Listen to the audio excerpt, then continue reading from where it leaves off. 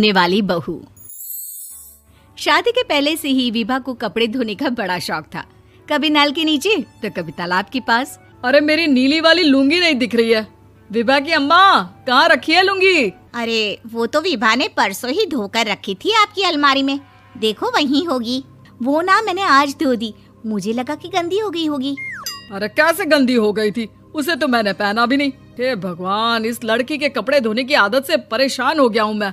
जितना तो घर में राशन नहीं आता, उससे कहीं ज्यादा डिटर्जेंट पाउडर का खर्चा है। इसकी शादी करवा दो, शादी जाए अपने घर में ही करे काम, फिर चाहे घर के कपड़े धोने हो या पूरे गांव के।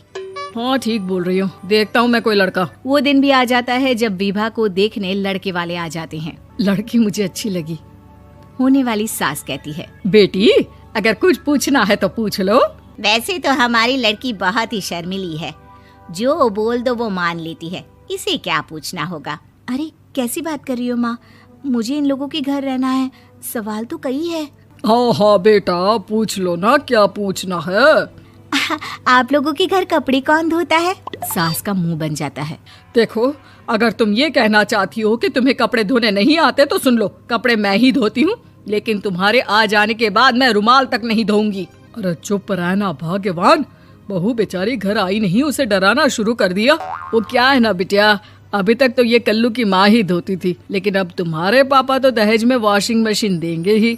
तभी विभा की माँ बोल पड़ती है, सवाल भी पूछा तो क्या। वैसे भाई साहब, मशीन की तो फिर भी कपड़े धोने की कैपेसिटी होती है। मतलब जो बिटिया दे रहे हैं ना विभा, इसे कपड़े धोने का बहुत शौक है। ये आप लोगों के क्या, आस पड़ोस गांव मोहल्ले सबके कपड़े धो दे और उफ तक ना करे।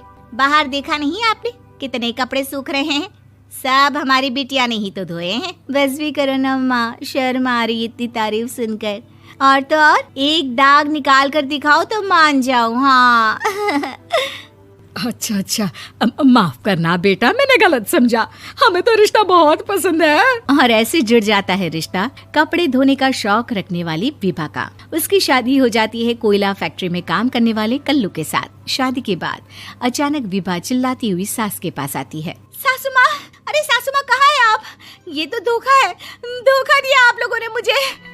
इसे ससुर के चक्कर के बारे में पता चल गया। अरे तो उसमें तुझे क्यों धोखा मिला है? अरे नल में पानी नहीं आता, कपड़े कैसे कब धुलेंगे? अच्छा, तू पानी नहीं आ रहा उसकी बात कर रही है। तो आपने क्या सोचा? कुछ नहीं।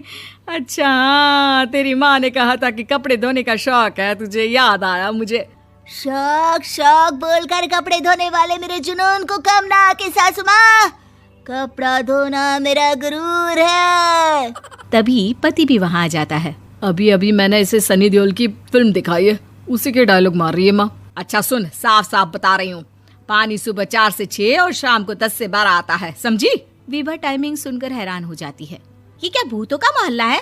सुबह 4 बजे उठकर कौन कपड़े धोता है? 4 बजे टंकी में पानी जाता है, फिर सारा दिन धोना ना, किसने मना किया?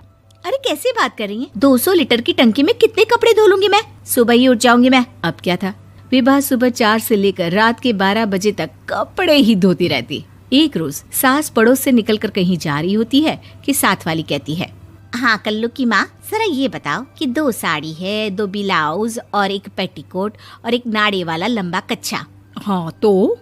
अरे तो क्या, कितना लोगी धुलाई ये बताओ। धोबन दिख रहे हैं हम क्या?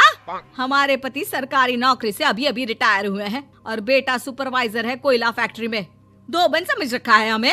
हाय रे कल्लू की अम्मा, माफ कर दो, वो तो मोहल्ले में यही सब बता रहे थे कि तुमने बहू को कपड़ा धुलवाने के काम में लगा दिया है। सास को पड़ोसन की बात सुनकर गुस्सा आ जाता है। वो घर पहुंचती है जहां घर के बाहर ही इतने सारे कपड़े सूख रहे होते हैं जितने कि किसी धोबन के घर पर। अरे ओ कल्लू की दुल्हन, बाहर निकल। माँ जी यहीं आ जाओ, बाथरूम में चादर धो रहे हैं हम। अरे अभी हम धोते हैं, तुमको बाहर निकलो। ये आस पड़ोस वाले बोल रहे हैं कि हम बहू से कपड़े धुलवा कर उसे कपड़ा धोने वाली बना दिए हैं। अरे छोड़ो ना माँ जी, किन लोगों की बातों में आती हो? आस पास के लोगों का तो काम ही होता है कि वो किसी तरह सास बहू को लड़ा दे। बहू सारे घर के कपड़े धोती है, ये क्या कम है? बोलिए। सास को भी लग जाता है कि वो बहू का ये सनकीपन नहीं छुड़वा सकती, इससे अच्छा है कि खुद ही चुप हो जाए।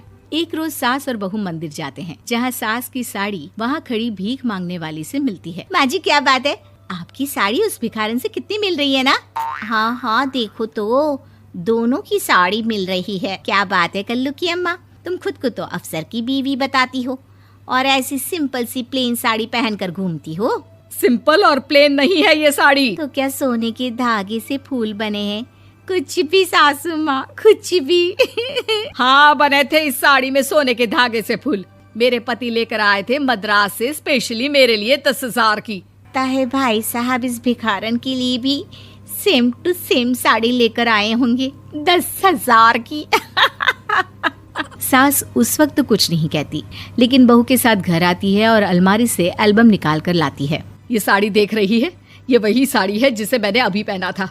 इस साड़ी में ये जो चमकदार फूल दिख रहे हैं ना, ये सोने के धागों से काटे गए हैं। लेकिन तू लोकल वॉशिंग मशीन ब्रश से घिस घिस कर सारे फूलों को निकाल कर साड़ी प्लेन कर दी। मुझे माफ कर दीजिए सासू माँ। और तो और, जब मैंने तुझे तेरी गलती के लिए कुछ नहीं कहा, लेकिन तूने तो सबके सामने मेरा मजाक ही बना दिया। क्यों? बहू को समझ में आ जाता है कि अब से उसका कपड़े धोना बंद।